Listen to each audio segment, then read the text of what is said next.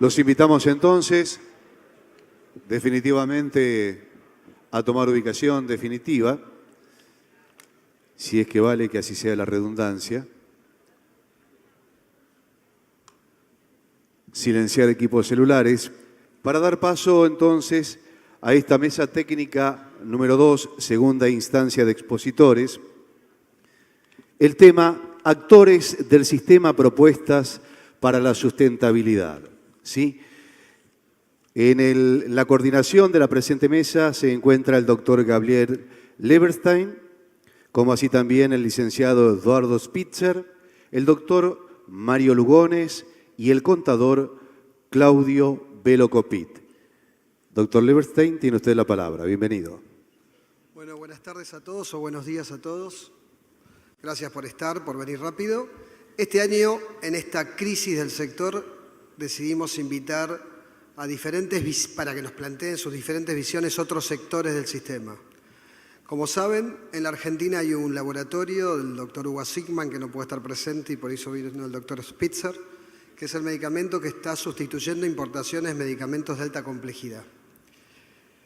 Como saben, el doctor Mario Lugones dirige la Fundación del Sanatorio Güemes y el Sanatorio Güemes, que es el prestador de seguridad social privado con mayor cantidad de camas en la República Argentina. Y finalmente está Claudio Velocopit, que es el responsable de la empresa de medicina prepaga privada más grande de la República Argentina. Así que vamos a escuchar sus opiniones y esperemos que podamos llegar al próximo congreso. Adelante. Okay. Comienza el doctor Spitzer.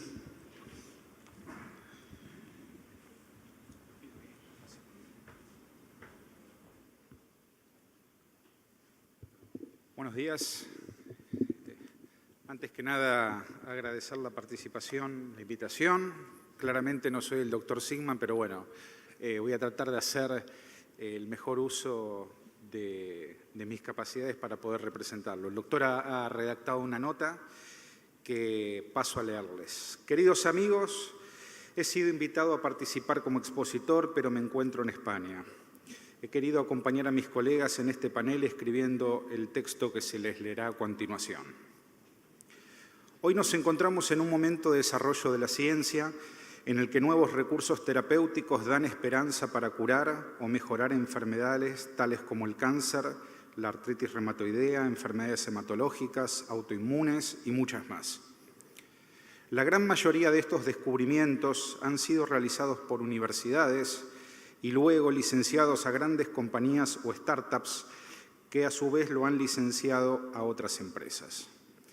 En este momento hay alrededor de 300 nuevas moléculas con posibilidades de transformarse en productos comerciales y lo que podría ser una gran noticia también puede convertirse en una pesadilla para la financiación del sistema de salud pública y privado.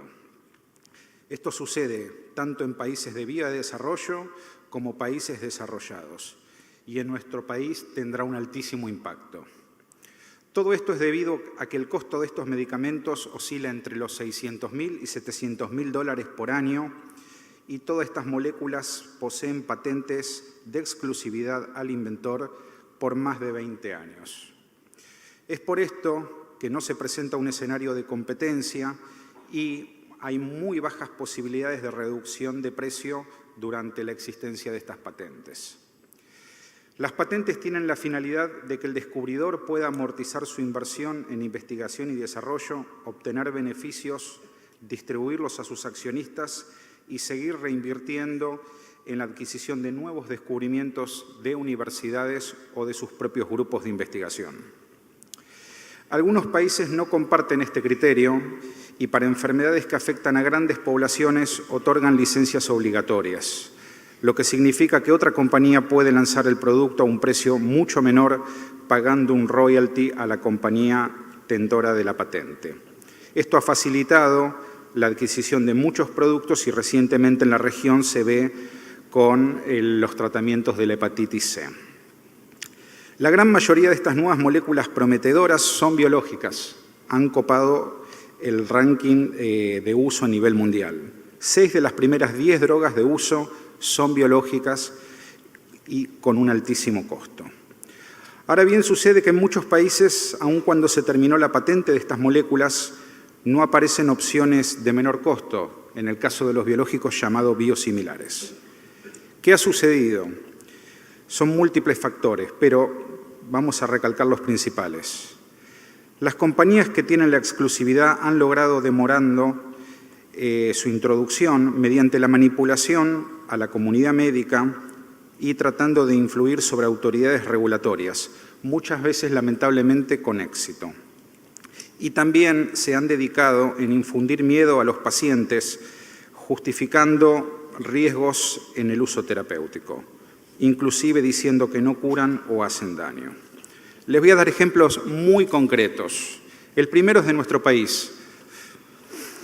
Sucedió hace unos años que una empresa elaboradora de una molécula original informó a la ANMAT que un paciente había utilizado un biosimilar y había fallecido.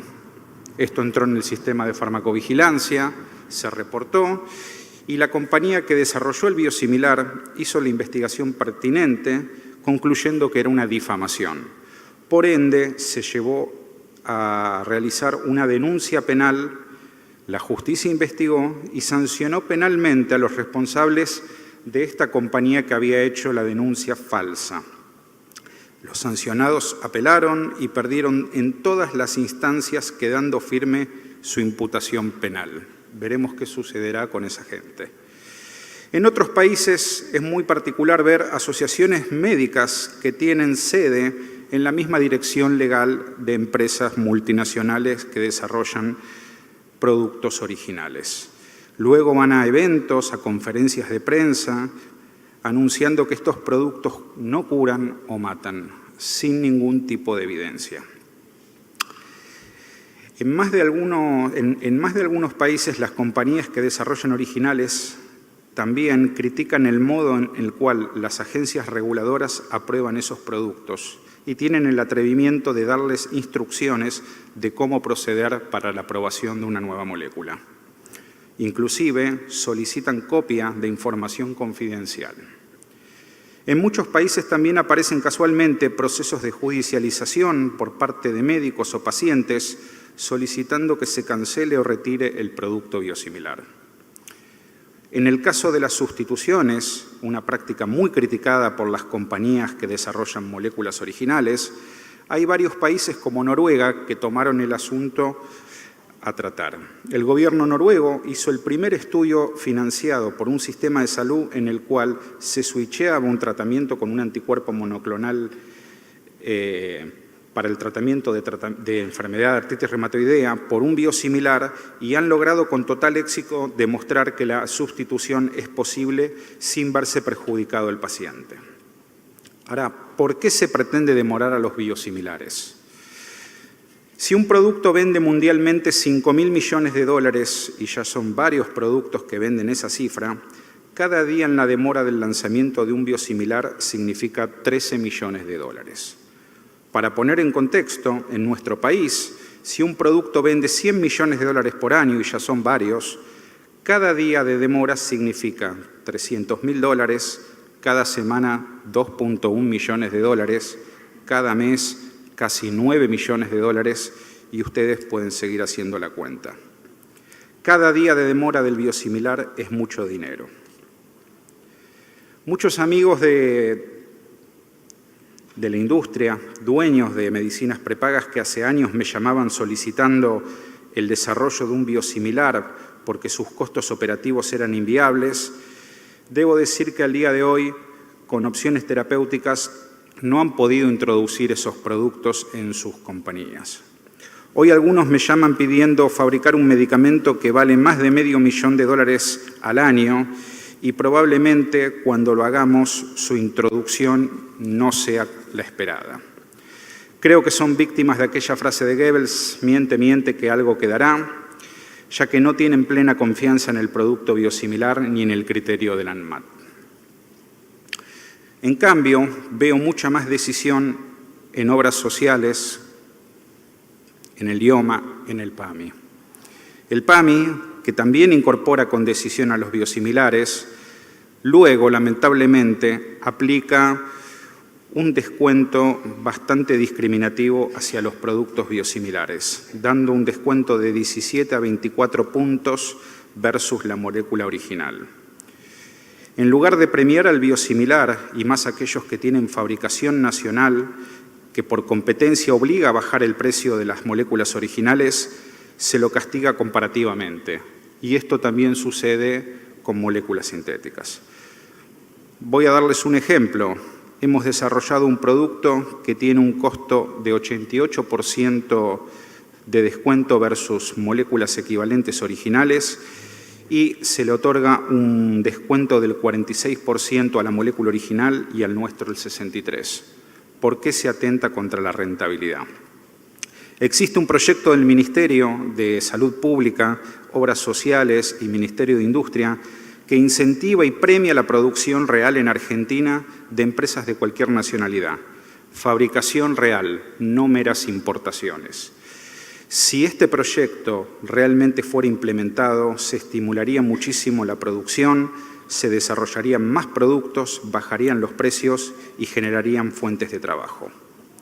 Yo apoyo que una empresa pueda patentar un producto y sacar usufructo de la explotación, salvo en algunas situaciones sanitarias muy especiales. Por eso creo que tratar de obstruir la comercialización, como ha sucedido en Estados Unidos y en otros países, recurrir a la difamación, mentiras y operar sobre la conciencia médica u organismos regulatorios, con speakers que solamente vienen a dar vuelta por el mundo transmitiendo estas mentiras, atenta seriamente contra la accesibilidad de los pacientes, la salud financiera y la independencia. En Europa y en Estados Unidos estas prácticas comienzan a ser sancionadas con multas muy severas y en nuestro país, por suerte, nuestra agencia reguladora, primera agencia precalificada de la OPS, ha encontrado un justo equilibrio científico y de cuidado hacia la salud pública. Tal vez convenga que otros actores responsables vigilen la conducta de todos los que puedan hacerle un juego a estas prácticas tan dañinas. Las noticias falsas no solo se aplican a la política, debemos defendernos de ella, cuidarnos mutuamente protegiendo a todos nuestros intereses, al acceso a los pacientes, a las medicaciones de calidad que puedan curarlos, a la estabilidad económica y financiera de nuestro sistema de salud. Mis más cordiales saludos, doctor Hugo Sigman. Gracias. Gracias.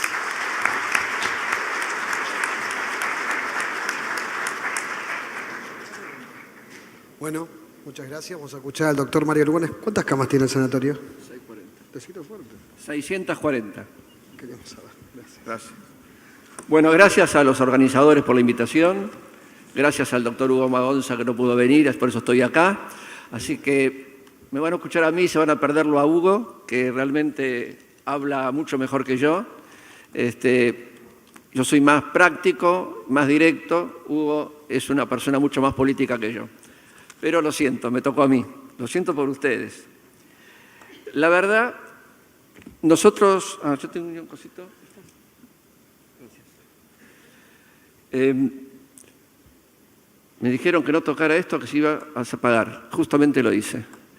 Bueno, nosotros somos prestadores, integramos una cámara que fundamos hace 18 años.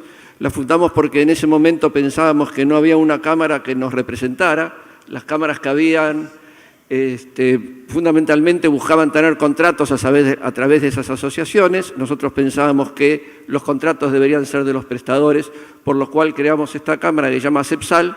Yo pertenezco a CEPSAL, no voy a hablar en nombre de CEPSAL, voy a hablar en nombre personal.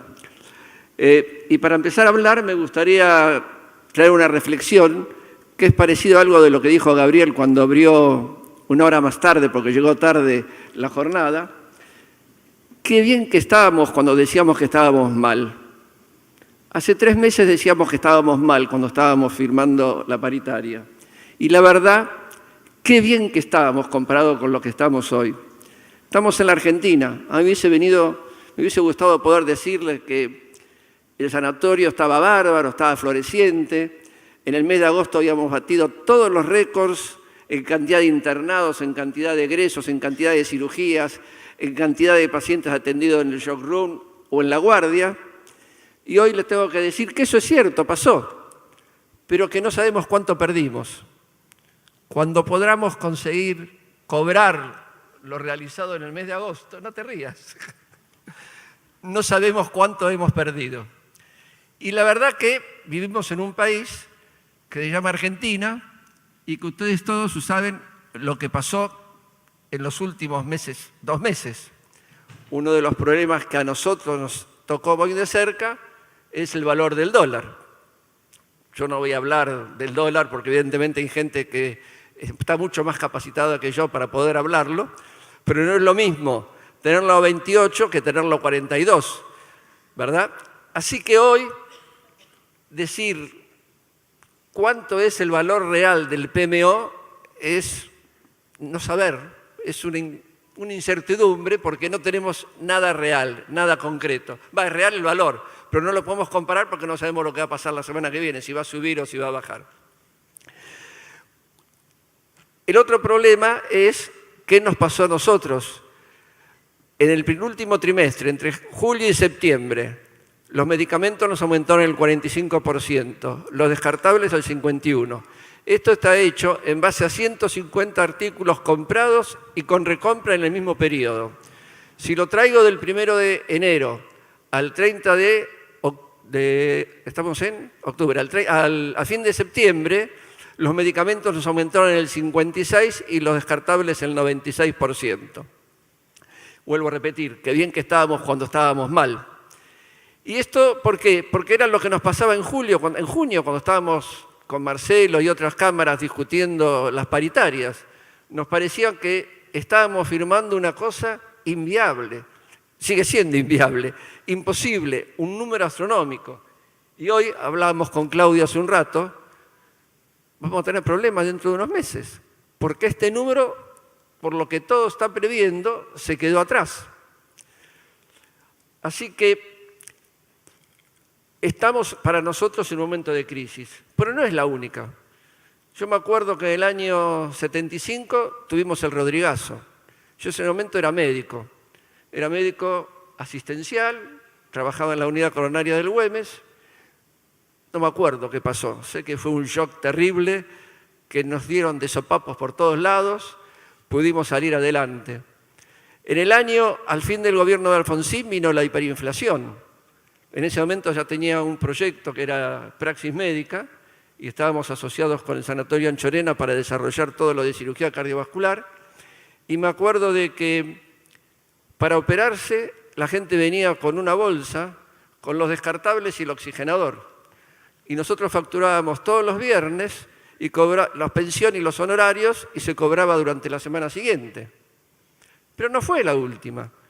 Tuvimos después el plan Bonex, no sé si se acuerdan, en diciembre del 89, cuando nos retuvieron el dinero y ahí asume Cavallo y no se podían pagar los sueldos.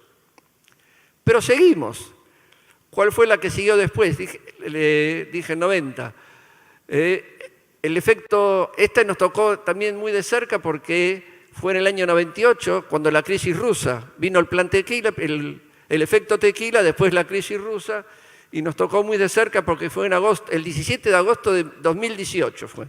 Y me lo acuerdo muy bien porque estábamos en ese momento en plena adquisición del Güemes. Ya nos habían entregado el sanatorio y todavía estábamos lo teníamos cerrado porque nos faltaba la escritura. Bueno, otra crisis. Después, ¿cuál vino?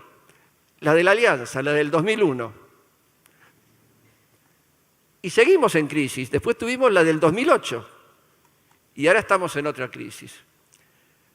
Pero todas las crisis, según el ideograma japonés, digo bien, representan un peligro y una oportunidad. Y de acá me quiero detener un ratito.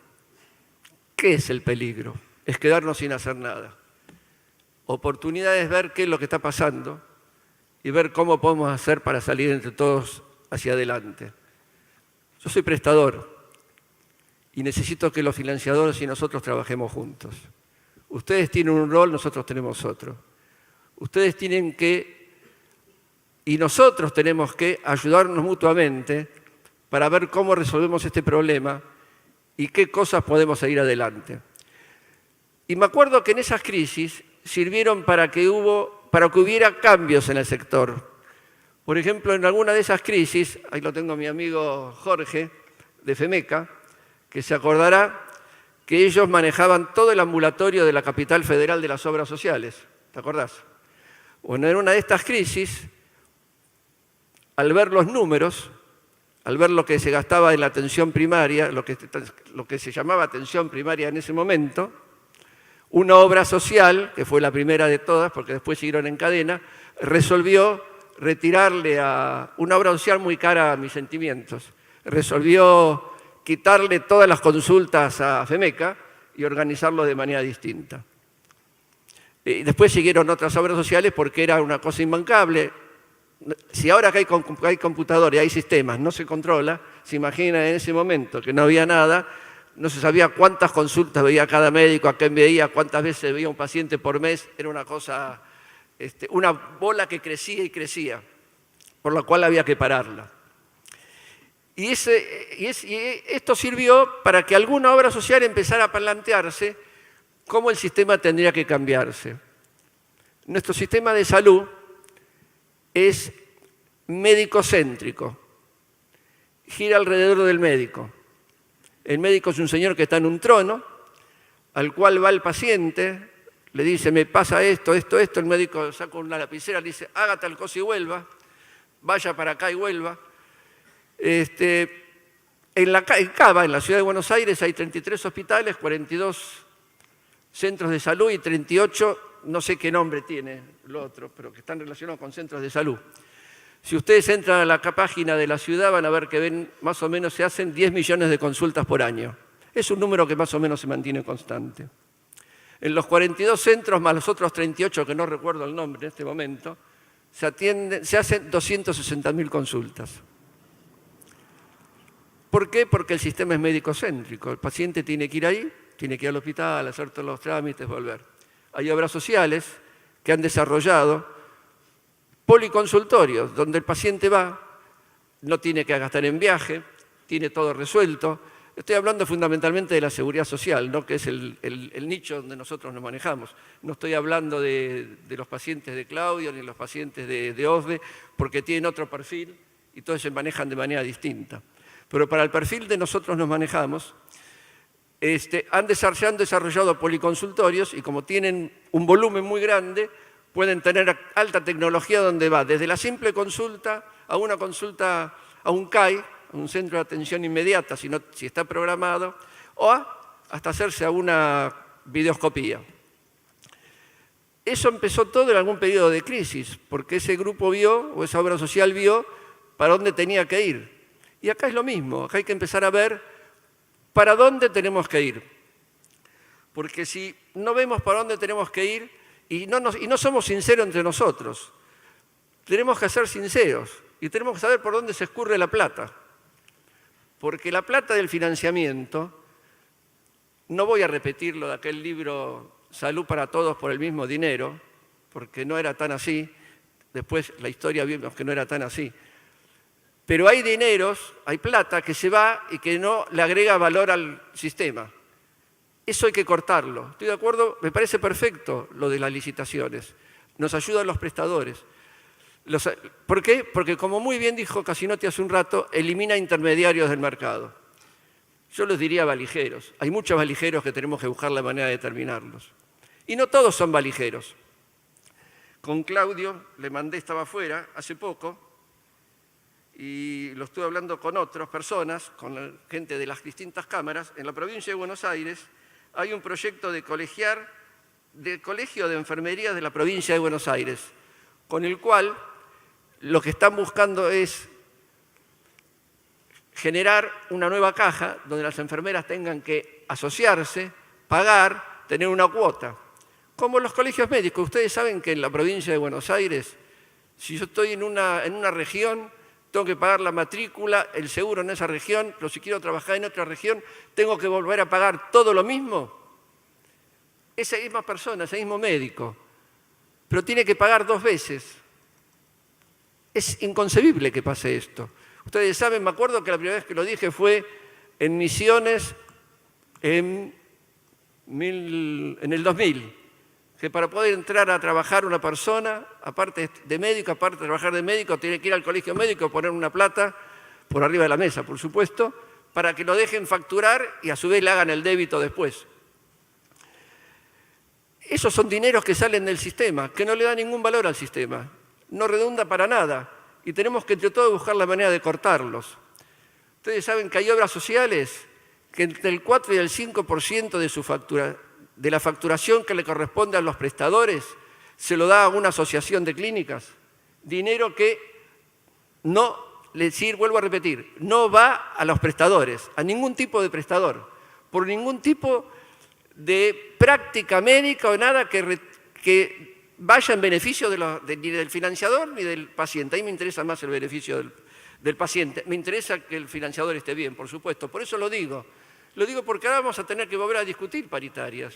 Y nos van a empezar a plantear, ¿y dónde sale la plata? Bueno, hay una obra social que ya sé, le vamos a decir, vos tenés 4 puntos dados a vuestro grupo, empezá a dárselo a los prestadores. Hay que cortar todas esas cosas. Y tenemos que ser honestos y sinceros. Esto es una crisis, la crisis representa o nos hundimos o tratamos de salvar el barco. Hay que buscar dónde se escurren los dineros para que el barco se salve. Otra cosa, ustedes saben, acá hay muchos financiadores, ¿verdad? ¿Saben que hay un proyecto de ley de salud mental que comienza el año que viene? Por el cual ese proyecto de salud mental, que no hemos logrado que se modifique la reglamentación, por más que estuvimos trabajando mucho en ello, obliga a los prestadores polivalentes, digo bien, dar un 10% de camas para salud mental y a los monovalentes convertirse en polivalentes o cerrarse. Ustedes como financiadores tienen que saber que esa cama de psiquiatría le va a costar muchísimo más, porque van a tener que pagar el resto del equipamiento que no se usa. Tenemos que juntarnos, acá hay que resolver y hacer algo. Este proyecto lo llevó el CELS al Congreso, lo aprobaron y entra en funcionamiento en el 2020. Hasta ahora no logramos que se modifique.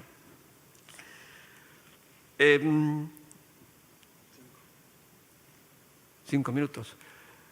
Esto lo presentó, yo no sabía que Sergio iba a presentar lo mismo, pero lo presentó en la OIS hace 2 semanas, donde muestra que el gasto en medicamentos será el 27%, estaba en 30 y pico, yo quiero que siga bajando, por eso voy a hablar de esto. Necesitamos que baje y que se lo pase a los prestadores. Quiero que sepan que en donde dice prestación médica, también hay incluido gastos de medicamentos. Los gastos de medicamentos no es el 27% como dijo ahí en la OIS o el 25% como dijo hoy, sino que a eso hay que agregarle el gasto de medicamentos que está dentro de las prestaciones médicas. Para eso lo traje, quería acordarme de esto. Yo soy un defensor de la ley de los genéricos, pero creo que las leyes, cuando son buenas, tienen que salir y hacer las cosas bien. Y cuando van a salir mal, creo que no tienen que salir. Y traigo esto de la ley de genéricos a propósito, porque tiene el artículo 2 una trampa que nos molesta a todos, una trampa, entre comillas, porque alguien dijo que era por convicción o por... no me acuerdo qué dijeron, pero dieron a entender... ¿Vos estabas? ¿Cómo dijeron? ¿La justificación? Sí. No, era responsabilidad independiente del médico y autonomía del médico. No, era por qué las cosas se hacían, eran por convicción o por conveniencia. Conveniencia. Artículo 2. Toda receta o prescripción médica deberá efectuarse en forma obligatoria expresando el nombre genérico del medicamento, denominación común, internacional que se indique. Sigue la frase, punto. La receta podrá indicar además del nombre genérico, el nombre o marca comercial. ¿Para qué sirve esto? ¿Para qué hacer de una buena ley algo que no sirve? De una buena idea hacer algo que no sirve. Esto no nos sirve. Esto hay que modificarlo. ¿Por qué? Porque le permite al médico, es más, conozco directores médicos de obra social que tienen recetas de médicos, que tiene un sello donde dice que de acuerdo al uso y costumbre y a la experiencia del médico, indica eso. Justifica. Bueno, esto es una cosa que tenemos que trabajarla juntas. Yo porque soy egoísta, no le quepa duda. Yo necesito que el sector de la prestador tenga mayores recursos, si no nosotros no podemos sobrevivir. pero necesito que esto, que es una buena idea, se haga bien hecho y se resuelva. Acá hay que volver al Congreso a que este artículo se modifique.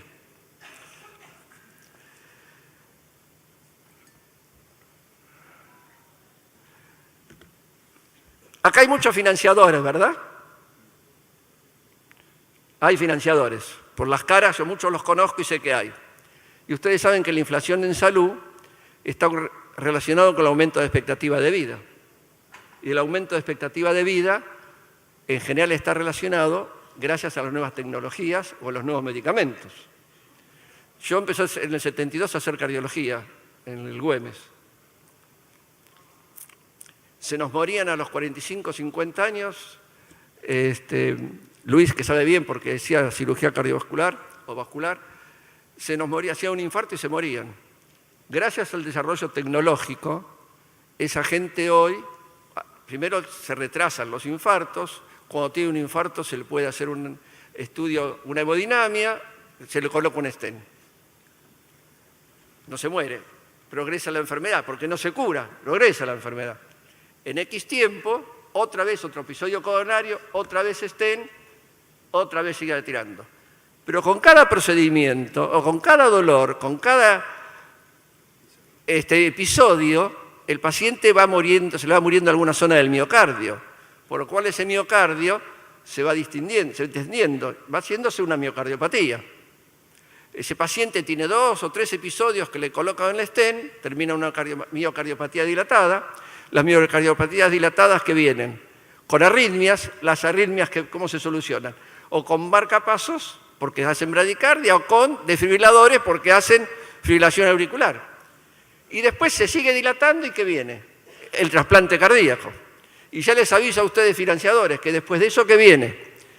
El corazón artificial. Ya hay una bomba, que no es más aspirante impelente, que mantiene un flujo continuo, que se está poniendo, había como cerca de 10.000 personas ya en Estados Unidos con esa bomba. Eso va a llegar, eso va a llegar.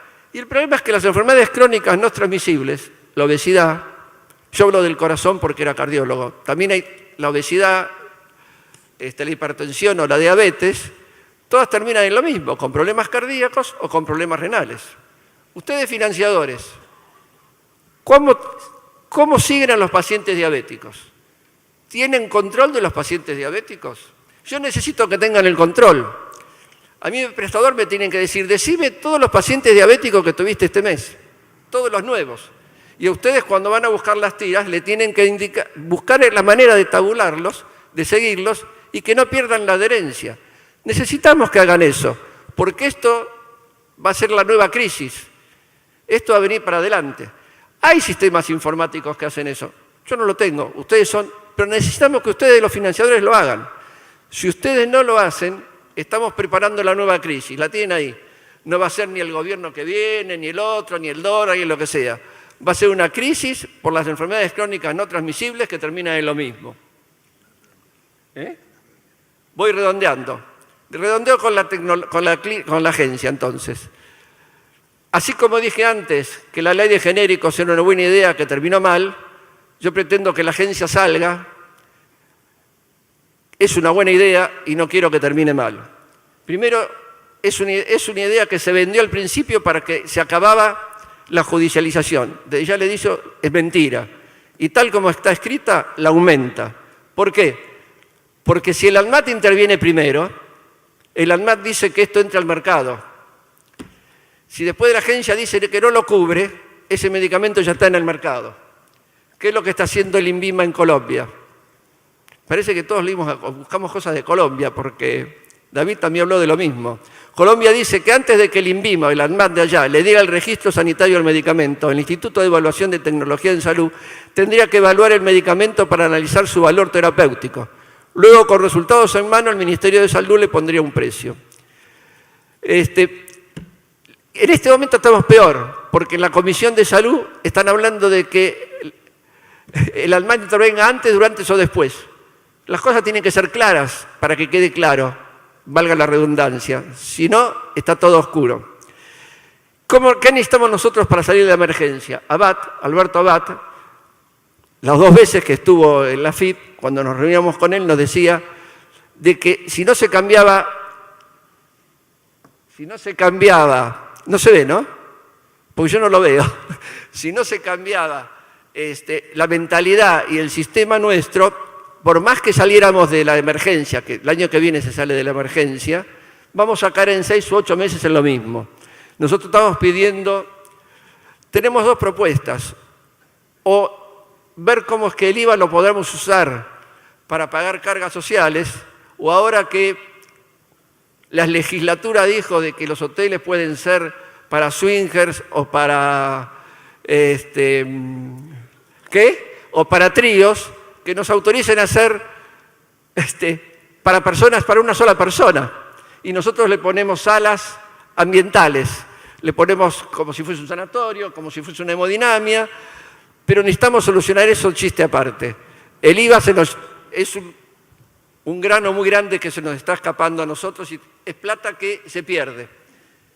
Bueno, eliminar el impuesto al cheque, implementar un régimen de promoción. Nosotros somos empresas que invierten continuamente. Vos en tu sanatorio estás invirtiendo continuamente. Ustedes algo de IVA pueden descargar por el 10.5 de la prepaga. Nosotros nada. Así que, en resumidas cuentas, no me gustaría dentro de un tiempo volver a decir qué bien que estábamos cuando estábamos mal. Trabajemos juntos, me está corriendo, trabajemos juntos para poder salir de este problema que estamos ahora. Gracias.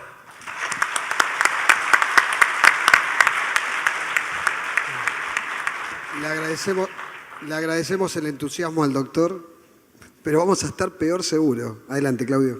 Gracias por la invitación. Decidí en esta oportunidad no preparar absolutamente nada, porque me parece que la realidad de la situación ya está tan madura que simplemente me gustaría, como si fuese una charla de café en el 1 a 1, dejar algunos conceptos para un momento que creo que es sumamente crítico. Pero mirando para atrás, y tengo muchos amigos aquí presentes, en los cuales he compartido infinidad de eventos, lo primero que tengo que decir es, venimos hace muchísimos años hablando entre nosotros mismos, anticipando de manera permanente la cantidad de problemas que tiene este sistema y nunca hemos conseguido nada. No solamente no conseguimos nada, sino que año tras año la situación está más deteriorada y la situación se pone más difícil. Deberíamos nosotros también hacer nuestro mea culpa, ¿no? Yo, cuando me invitan a participar en algún evento, digo voy porque quizás siembro un granito y voy a cuanta provincia, municipio y lugar, con mucha gente, como es este caso, en salitas de pocas personas, y hablo porque yo tengo pasión, porque yo no soy un empresario que estoy acá sentado por casualidad. Yo tengo pasión por esta actividad y lo hago con esa pasión y con esas ganas. Y dije, bueno, quizás algo pueda lograr. Evidentemente he sido pésimo orador porque nunca he conseguido mover una cosa de lugar. La situación básica, me parece, es que no nos dan bola por una razón muy simple. Esto a la política no le importa nada.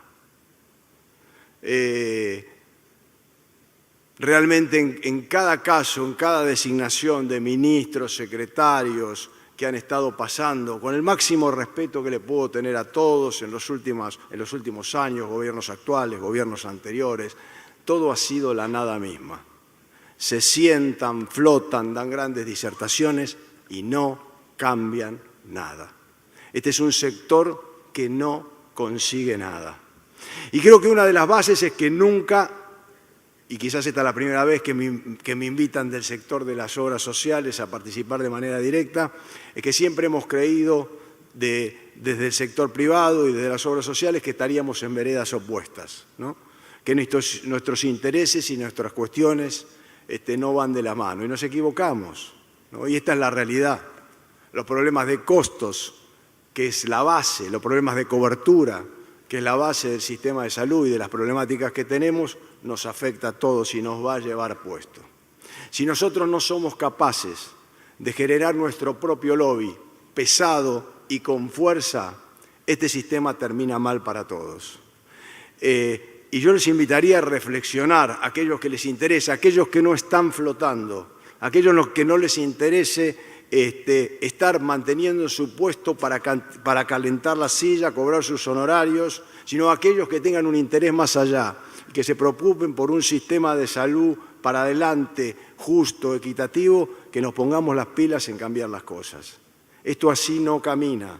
La cuestión es básica. Si el sistema de salud que nosotros tenemos funcionando en la Argentina, señores, sería viable, tanto de las obras sociales y de los prepagos, nosotros seríamos invitados por el Fondo Monetario Internacional, que está tan de moda en este momento, a asumir los costos del sistema de salud, la administración del sistema de salud global. Y a cambio de eso, nos condonarían toda la deuda externa argentina y nos prestarían in eternum fondos adicionales que nos permita crecer y desarrollarnos. Porque lo que nosotros hacemos, a los costos que trabajamos y al sistema de cobertura que trabajamos en el sistema de la salud en la Argentina, es inaplicable. No funciona en el mundo.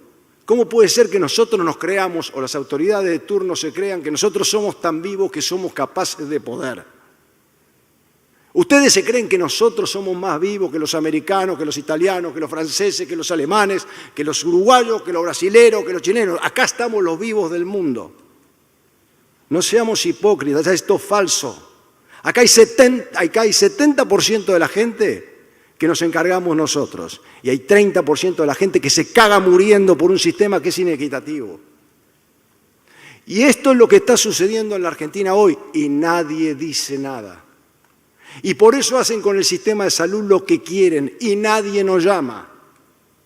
Yo le preguntaba a las autoridades del gobierno los otros días y le decía, bueno, 2001, tremenda devaluación que todos ustedes recordarán, que hizo el gobierno de turno en su momento corriendo, fue a llamar a los bancos, a ver cómo los asistía, a ver qué necesitaban. Se hizo la especificación asimétrica, la compensación con bonos. Yo manejaba ya por ese entonces una empresa de medicina prepaga, dólar de 1 a 4. A nosotros no nos llamó nadie.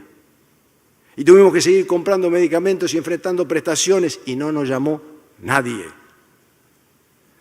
Por estos días, el dólar se devaluó de 20 a 40 y tampoco nos llamó nadie. Nosotros no existimos, nosotros no estamos en la agenda y el gobierno se abusa de eso. Y se hace soberanamente el pelotudo, el ministro de turno que se pone en el lugar. Porque delega, pero no se quita la responsabilidad de que el 70% de la salud lo atendemos todos los que estamos aquí sentados. Pero es una responsabilidad de ellos. Yo les he dicho a este gobierno, señores, ustedes tienen que participar de esta fiesta. Está bien, nosotros pondremos los sanguchitos, la Coca-Cola, el champán, pero aunque sea traigan las masitas. Participen con algo, pero son tan caraduras los gobiernos de turno que pasan por el salón y se chorean los sándwiches de miga. Porque lo que quieren hacer, además de todo esto, es ponernos más impuestos. Porque se cagan en cómo funciona esto. Y lo que bien decía Mario Lugones, un sector que está pidiendo recuperar el crédito fiscal IVA y no lo puede hacer. Un sector que tiene impuesto al cheque, igual, de la misma forma que un prostíbulo. Se importa hoy un consolador a 40 mangos y se importa un medicamento para atender un cáncer a 40 mangos. ¿Dónde se ha visto esta lógica? ¿Dónde se ha visto que esto tiene sentido? ¿Dónde se puede creer que es posible seguir dándole cero pelota al sistema de salud? Porque nosotros lo dejamos. Porque si nosotros como sistema de salud, obras sociales sindicales, medicina prepaga, prestadores que atienden al PAMI, al IOMA y a todas las obras sociales aquí presentes, le decimos al gobierno, basta, déjense de joder, las próximas 48 horas no hay sistema. El gobierno arregla, se pone las pilas o se tiene que ir, cualquiera sea, porque nosotros no tenemos ni idea de la fuerza que tiene un sistema de salud, pero no la ejercemos. Y el gobierno cree que los sindicalistas se llevan la guita del sistema de salud y por eso no le damos pelota, y que los empresarios se enriquecen con el sistema de salud y por eso no le damos bola. Y se sacan el problema de encima. Y van y hacen política en la Cámara de Diputados y en la Cámara de Senadores con la guita del sistema, porque ellos no la pagan, porque el 30% de la gente no tiene ninguna cobertura, porque saquémonos la careta, vamos todos, porque la gente tiene miedo de decir el hospital público no funciona. Y si funciona también, ¿por qué no se asienten ustedes, los funcionarios, los hijos de los funcionarios? Si para ir a atenderse una gripe en un hospital la gente pena 15, 20 días para que le den turno. ¿Por qué tenemos que nosotros mismos a veces tener esa hipocresía? Esta no es la realidad. Entonces la realidad es que este es un sistema de salud montado para el 70% de la gente. Y ese 70% de la gente lo tienen que bancar las obras sociales sindicales, las obras sociales de dirección, la medicina prepaga y toda la red prestacional. ¿Saben ustedes que esta es la realidad? Que hay valores prestacionales que las obras sociales, por ejemplo, que dependen plenamente del Estado, porque esta historia de la autonomía es falsa, caso PAMI, pagan honorarios que se hacen imposibles de sostener una prestación. Seamos realistas. ¿Quién cree que por 800 pesos por día se puede tener un jubilado en un geriátrico? ¿Alguien cree que eso es posible? ¿Alguien cree que eso se puede sostener? ¿Algún técnico puede venir a exponer 5 minutos que eso es real? No jodamos, muchachos. Y entonces se preguntan, ¿qué pasa con la industria internacional? Claro, la industria internacional mira a la Argentina, yo lo comentaba recién con unos colegas, la industria internacional mira a la Argentina y dice, es el mejor lugar para ir a hacer guita a la Argentina. Entonces nos venden los medicamentos más caros que en España, que en Italia, que en Francia. Nosotros tenemos un PBI destrozado y pagamos la droga 20, 30, 40 y 50% más que en los países desarrollados. ¿Cómo es posible que nos tomen el pelo de semejante manera? Es tan difícil solucionar un problema de este tipo. Es tan complejo para un gobierno decir, flaco, voy a encarar este tema. Pero no, el gobierno mira a ver quién es el que está disponible para ir de ministro de Salud, cualquiera sea.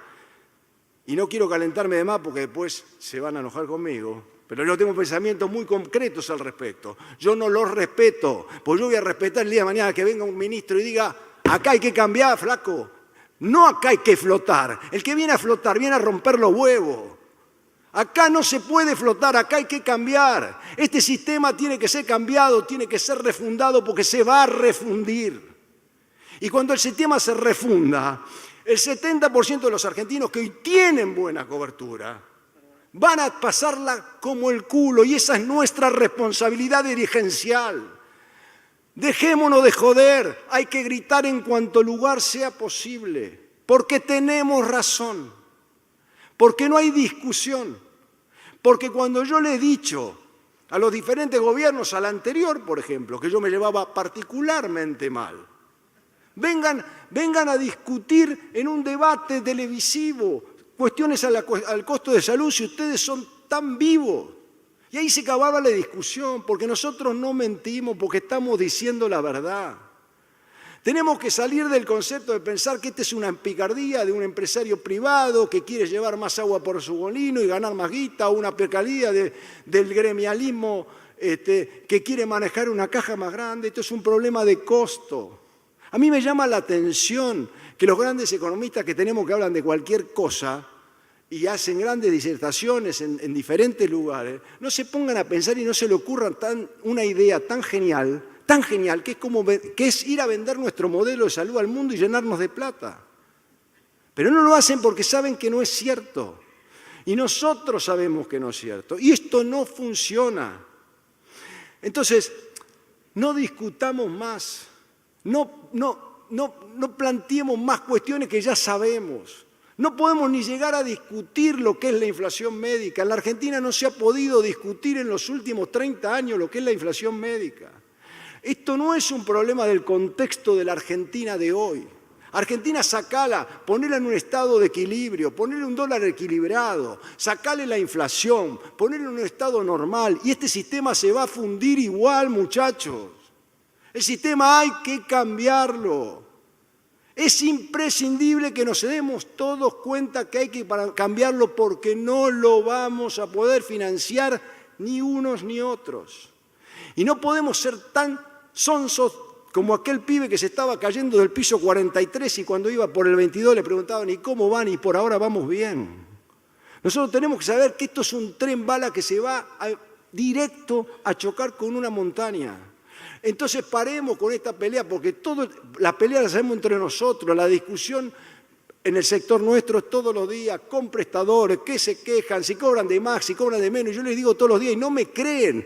Tienen un problema serio, señores prestadores, tienen un problema serio, porque los financiadores están colapsados y un día no les van a agarpar. Y cuando los financiadores vengan y digan no les van a agarpar, no lo van a poder creer porque tienen que hacer frente a todos los gastos. Entonces es necesario que entiendan la gravedad del problema.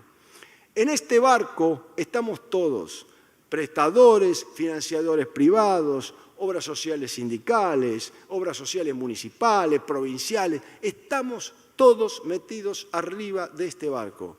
Si este barco no cambia los conceptos fundamentales de cómo está armado esta estructura de costos, esta estructura fiscal, esta estructura de coberturas, este sistema no funciona. Y el Estado tiene que asumir su responsabilidad.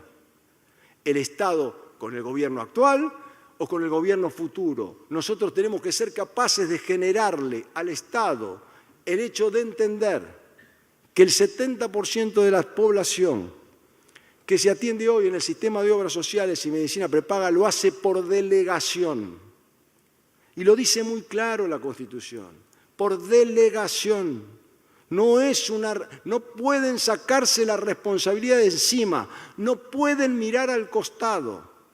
Fíjense ustedes el despelote que se armó por el contrato del gas en los últimos días y las facturas por ese contrato retroactiva que las empresas no pudieron cobrar. Y yo le pregunto, aquí está lleno de obras sociales sindicales, ¿alguien lo llamó para todo lo retroactivo de los problemas que tenemos hoy? Las obras sociales cobran en pesos actualizados por el salario que viene atrasado respecto de la inflación y gastan en su estructura parte de sus costos en dólares. Pero ni Mandrake el mago lo puede resolver. Ni Mandrake el mago lo puede resolver.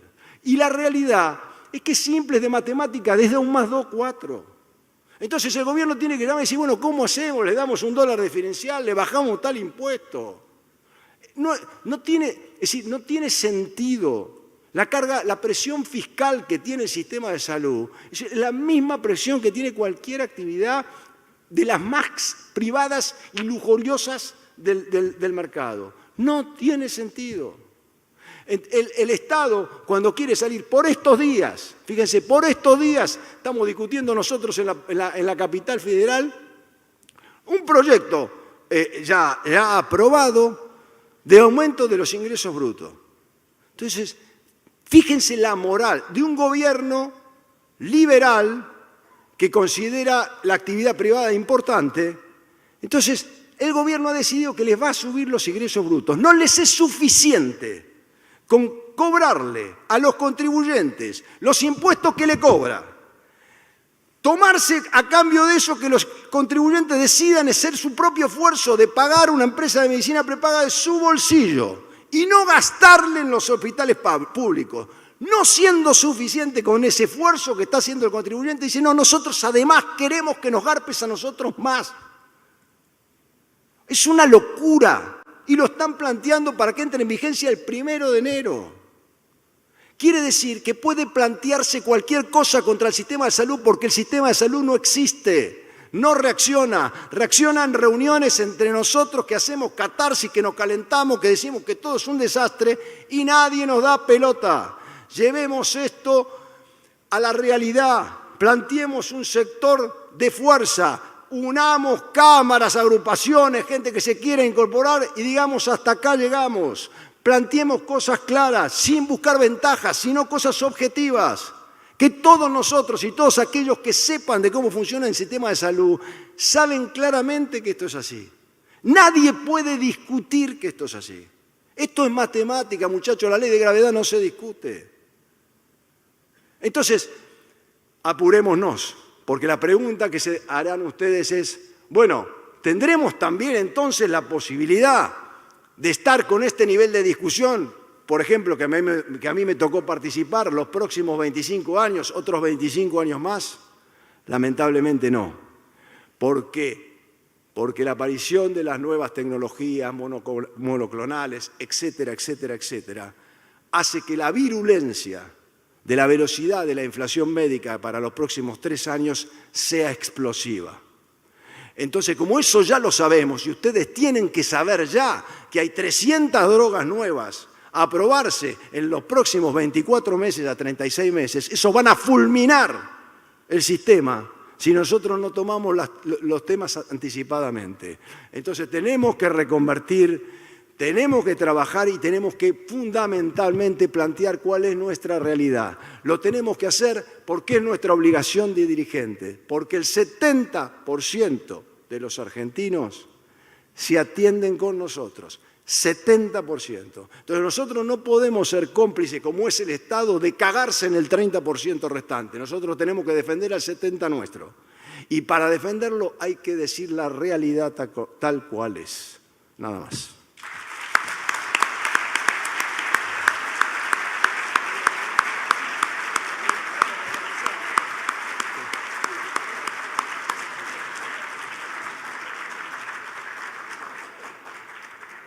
Bueno, el psiquiatra atiende en la sala al lado y la asistencia al suicida en la otra.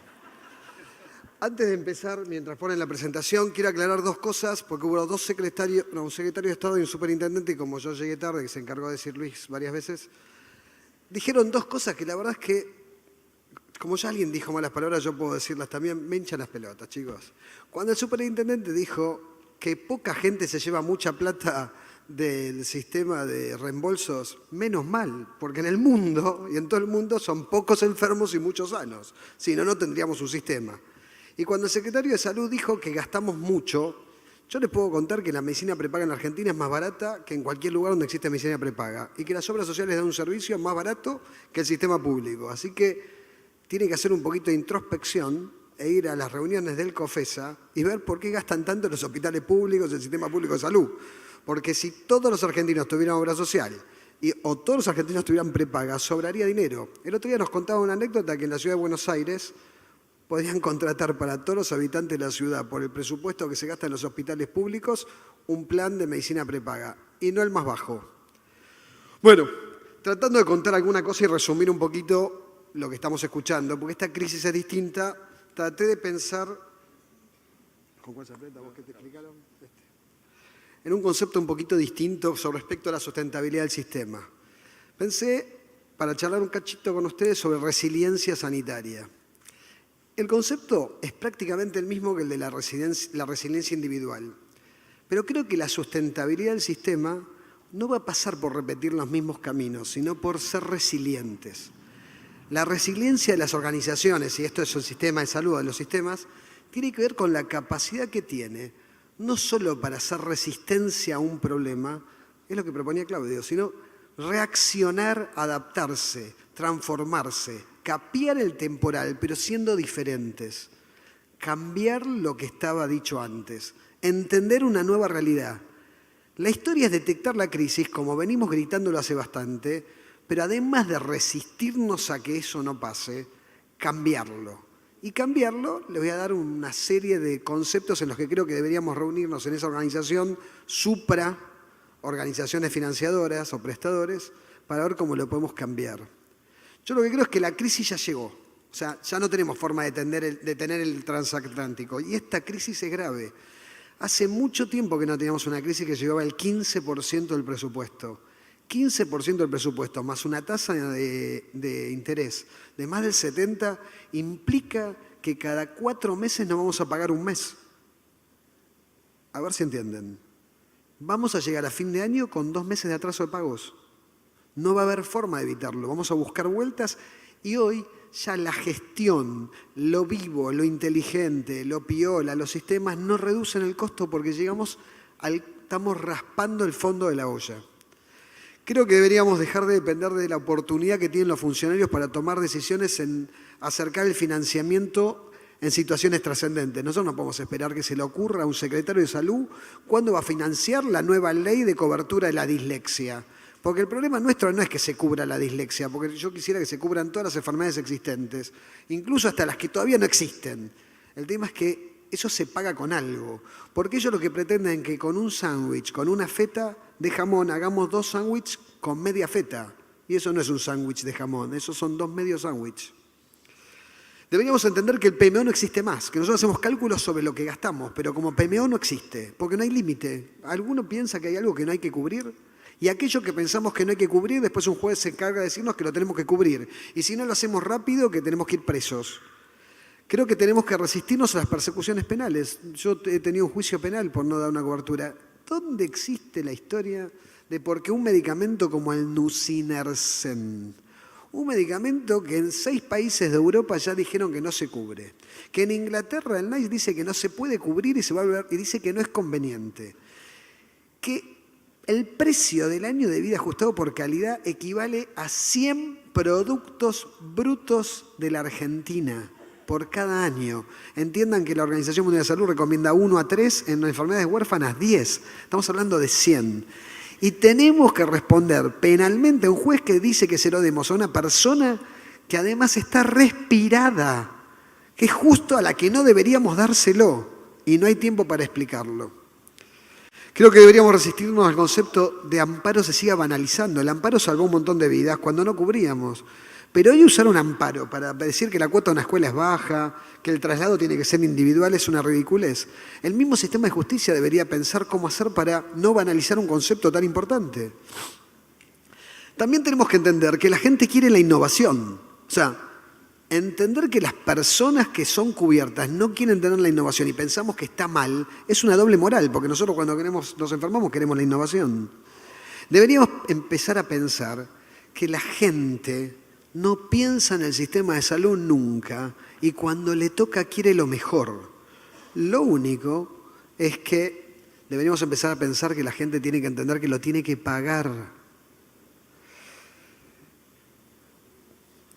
Deberíamos reaccionar contra las coberturas sin necesidad o sin efectividad de la discapacidad. Nadie está en contra de que una persona discapacitada tenga todos los servicios que lo puedan igualar a un ciudadano común o a una persona con todas las capacidades establecidas. Lo que no podemos seguir pensando es que podemos pagar traslados que llevan... Hay discapacitados que tienen 7, 8 horas trasladándose y cuando averiguamos por qué es porque prefieren ir a un prestador cerca de donde trabaja la madre para poder viajar en un auto. No hay espacio para que le cubramos educación en centros privados habiendo escuelas que tienen vacantes. Pero hablar de esto, hablar de los límites, la sociedad argentina no los acepta. Somos así.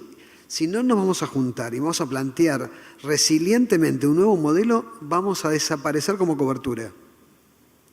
Para que todos tengan lo que necesitan, se debe pagar lo que vale. Y quien quiera tener lo que desea, debería haber pagado por lo que elige. Porque si los aportes o las cuotas tienen límite, la cobertura también. Alguien decidió en la Corte Suprema que el PMO era un piso y no un techo, pero no se le ocurrió que la plata tiene un límite. Si la cobertura es móvil, la alicuota de pago también. Porque si no lo paga ese señor, lo paga otro que no eligió, que no preguntó, que no pidió y que no quería pagarlo. Vamos a llegar a que otros paguemos por lo que unos quieren. Y lo estamos haciendo hoy. Hoy pagamos cosas por lo que otro quiere y no podemos poner límite. Este es un site que la mayoría de nosotros pagamos para estar actualizados, es el Up to Date. Y hay un lugarcito que dice cambios en la práctica clínica. Yo les voy a pasar rápido los últimos 15, desde agosto del 2017 hasta ahora, el último año, rapidito, para que los vean. Triplica el costo, duplica el costo.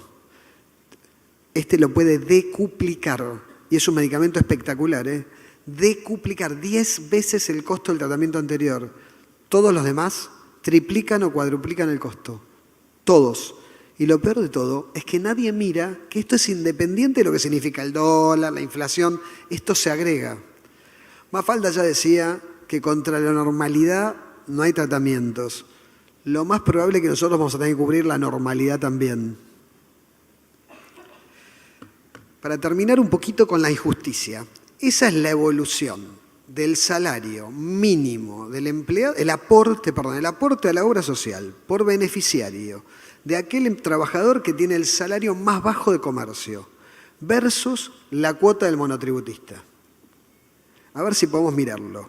Vino paralelamente bajo, cuando subió este gobierno se acercó bastante y después por una decisión política esa boca de embudo es la diferencia entre lo que se percibe por uno y por otro. ¿Por qué? Son las mismas personas que pagan la luz, que pagan el gas, que pagan las tarifas, que cargan nafta, que pagan estacionamiento, que pagan el agua. ¿Por qué en esto no se puede hacer? ¿Cuál es el objetivo? Es que no le dan bola. No le dan bola. Esa es la evolución de lo que paga un monotributista como proporción de cuota del aporte más bajo del empleado de comercio. Empezó en cerca del 40% del valor de cuota. Tuvo episodios en donde llegó al 70% y hoy está en el 53% de lo que aporta el empleado de comercio que menos paga. El que menos paga. Y lo seguimos aguantando. Eso es para recordarles la cantidad de beneficiarios que tiene el sistema de salud. Y esto es para contarles. Sobre un valor estimado de un plan médico obligatorio, que sería la canasta de lo que pagamos, no lo que tenemos que cubrir, de 1.300 pesos, para un presupuesto del PAMI de 145.000 millones de pesos, con 5.174.000 beneficiarios, más 371.000 que están en las obras sociales nacionales, y sobre una base de datos de 2.066.000 monotributistas, empleadas domésticas y monotributistas sociales. Miren lo que pasaba. En los últimos 12 meses, porque no gritamos, el PAMI nos dejó de pagar 9.000 millones de pesos. El ahorro de Sergio, que es seguir pagándonos 192 pesos por las personas mayores de 65 años por mes, el ahorro de Sergio en el PAMI, lo lamento porque es un amigo, es la que nos sacó a nosotros. Si los monotributistas y los monotributistas sociales hubieran pagado el valor de lo que cuesta un plan médico obligatorio, hubieran transferido a la Seguridad Social 19.000 millones de pesos en los últimos 12 meses. Si los desempleados, porque a lo mejor ustedes no saben, pero todavía estamos cobrando por desempleados una escala que nos paga 47 pesos, 74 pesos, 87... Fuera de broma, yo les digo esto y ¿no les parece que alguien se está riendo de nosotros? O el lenguaje velocopit. Se están cagando de risa los muchachos. 192 pesos. Si hubieran pagado por los desempleados lo que correspondía, tendrían que haber transferido 3.000 millones de pesos. Y OSDE ya pagó más de 2.000 millones de pesos en un arreglo que hizo de plata que debía supuestamente al fondo. O sea que la plata era el fondo. La plata no era para lo que se firmó, que es para cubrir los medicamentos del incluir. Pero todo esto sería poco si no lo sumáramos. 33.000 millones de pesos en los últimos 12 meses. Por las dudas si están dormidos de tanta charla, 33.000 millones de pesos, un cachetazo. Son 33.000 millones de pesos, estúpidos, nosotros. ¿Saben qué hubiera sido esto? Si lo hubiéramos repartido en los 8 millones de tipos que no tienen medicina prepaga o no desregulan, 343 pesos por persona. Sin el aporte al fondo, 330 pesos por persona por mes. A ver, vamos a explicarlo más claro. La Seguridad Social tiene 4 consultas por año de promedio. Una consulta debe estar alrededor de los 250 pesos, 1.000 pesos. Pagarle a los médicos 30% más por encima de los aumentos que dimos hubieran sido 300 pesos, 27 pesos por mes. Para empezar, si hubieran repartido la plata, vos que estás ahí, que sos médico, en algún lugar estarías cobrando dignamente por tu consulta. No es porque no te lo quiero pagar. Los sanatorios, una cápita de internación de la Seguridad Social debe estar alrededor de los 200 pesos. Si le hubiéramos pagado 30% más este año, aparte de la paritaria, el 27,5%, 30% más, serían 60 pesos por mes. Y sigue habiendo lugar dentro de esto. Porque los 300 los sanatorios estarían aceptablemente mejor. Porque sigue habiendo lugar para que cubramos la innovación, para que cubramos la debilidad del sistema. Y además, le hubiéramos aliviado al fondo con el SUMA y el SUMARTE y el SUMA 65 de otros 6.000 millones de pesos más el aporte. Es decir, que podríamos haber pagado la discapacidad, las consultas médicas, las internaciones. Pero como no lo miran, no se enteran, no escuchan y casualmente saben más siempre. Para poner en números, es una planilla confusa, pero la voy a tratar de explicar.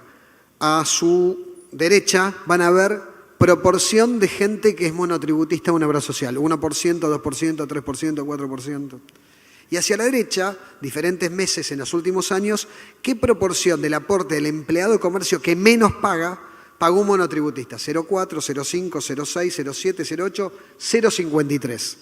Abajo dice cuál es la proporción del aporte de servicios que el empleado de comercio no recibe cada vez que un burócrata no aumenta el monotributo. Ahí al costadito lo tienen la última, que es la del día de hoy. Abajo, nosotros tenemos 30% de monotributistas. El 14% del aporte, en vez de dárselo en servicios al trabajador, estamos subsidiando a personas que cobran y ganan más. Y dentro de esa parte, el 20%, a clase alta, media alta que tiene mucama.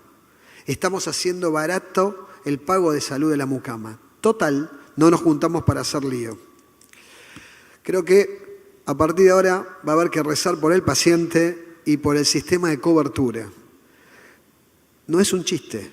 Nosotros creemos que la crisis que vamos a tener para el verano que viene va a ser de corte de cadena de pagos. Mejor que nos pongamos verdes ahora, porque si no, no nos vamos a poder mostrar nuestras caras después. Bueno, y para terminar, como este año no hablé nada de la industria farmacéutica, solamente les quiero dedicar algo al final para saludarlos, y es que ¿no les parece que los precios son un poquitito extorsivos? Lo bueno es que no soy el único que lo dice ahora. Buenos días, gracias a todos y a los exponentes.